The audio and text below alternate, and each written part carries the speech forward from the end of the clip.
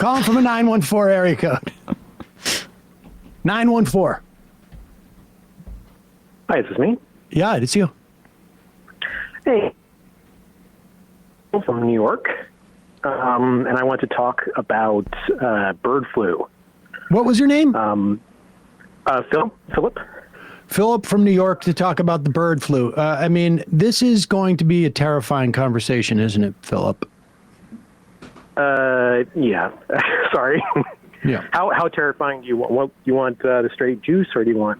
Let's just do the straight juice. I mean, I've headlined it a couple of times and mentioned it, and there is the bird flu has been found in raw milk commercially sold in California. There was a teenager in Canada who had bird flu, and the sequencing suggesting the possibility of human-to-human communication. Yeah. There's been a couple of cases in California, my understanding too, where people have gotten bird flu but don't have any. There's no reason to believe they've had any communication with farm animals, although maybe that was raw milk or something else. Can you make me more nervous than that? So I'm a flu researcher. I specialize a little bit in avian influenza. Oh, so in other words, you're part of the establishment, and we should not listen to you. Oh, The swamp. I should have used a better alias. Right. Yeah. So, you want to say something like, I have a PhD in comparative economics, and therefore let me espouse my theories on the flu. That gives me the expertise on bird flu. No, but there's a lot. There have been like a lot of bird flu cases in humans over the past year because of all the circulation in cows, which, I think probably the main thing that I want to focus on is that there is so much really unregulated, very little attention paid to from the government and federal regulatory agencies to all the circulation in cows. It's proven really difficult there's basically, there's no tools for these agencies to really, stop it. It's not so much the main problem isn't really people getting infections of bird flu straight from the cows.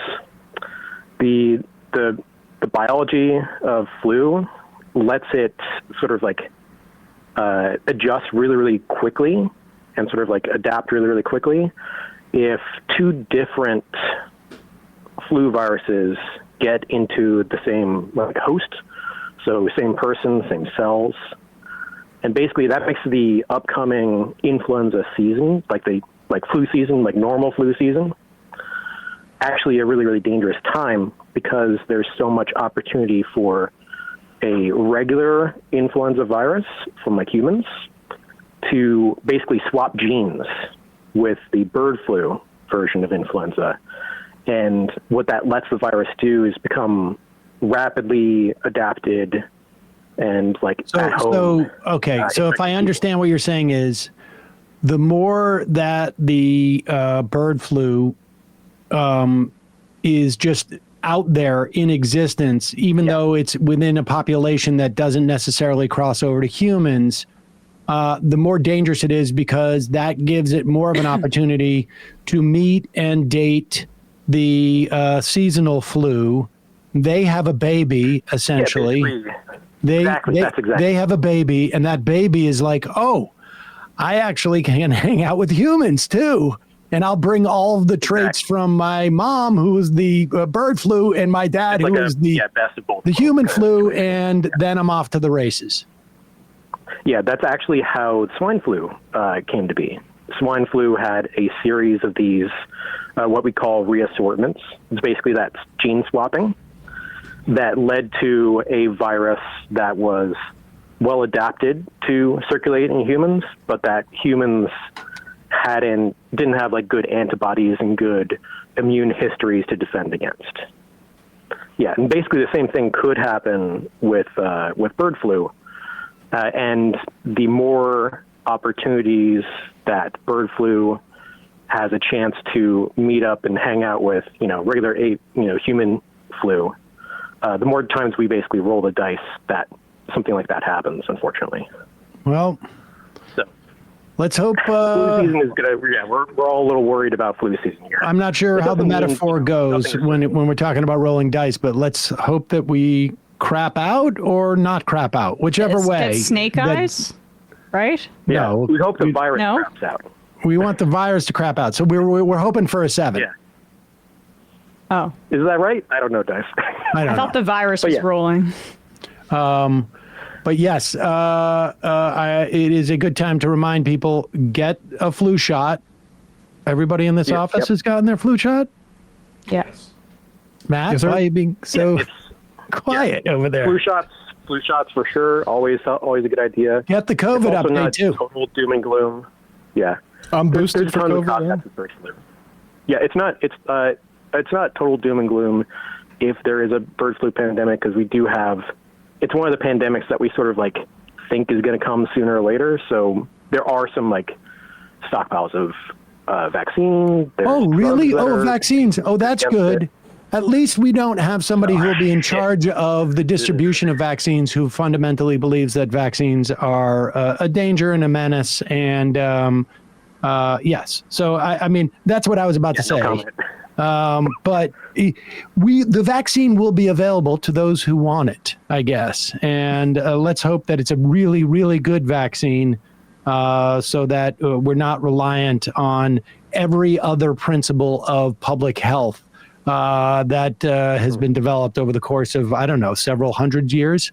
Appreciate the call, I guess. Of course. Thanks. All right. Left is best. Yeah. Everyone's saying I'm anti-vax now because I was a little bit late in replying to that message, but I like the vaccine. I am boosted. I will say, was it last year I got COVID, and I had been waiting till it was closer to the holiday season to get my booster, and then I got COVID, and I will not do that again because I don't like the idea that you could get COVID and not be recently boosted. Yes, listen, if you're going, get your COVID booster now and your flu, because it takes 2 weeks for this thing to get to its full strength in your body. And so now is the time to do it. Do not mess up. Drapester says, I want to push back on your caller about federal attention to H5N1 in cows. The USDA has implemented a program where we test incoming beef samples from beef establishments for H5N1. So far, we have 1 positive out of hundreds of samples. Also, studies looked at thousands of retail samples without finding H5N1. 1 positive out of hundreds of samples. I don't know. That makes me a little bit nervous. Well, I don't know what that means. Yeah, one recommendation I have, This Week in Virology. It's a podcast I started listening to during the pandemic, but I think they do a pretty good overview of the science at a fairly regular basis. It's more regular than weekly. Calling from a 647 area code. Drapester says, I helped implement the testing and surveillance program in raw beef. There are some cases where the source of infection is unclear. The caller was correct in saying the longer this goes on, the bigger the chance it starts to transmit to human. However, the fact it's been going on for so long and hasn't happened yet is kind of assuring. We've started vaccinating frontline workers. We are doing what we can in the face of our choked budgets. Yes, I have no doubt that it's underfunded. That I have no doubt of. Hey, folks, don't forget to hit the subscribe button and check out our daily show. We do it every day at 12 p.m. Eastern for about 2.5 hours. We even take phone calls. You should check that out.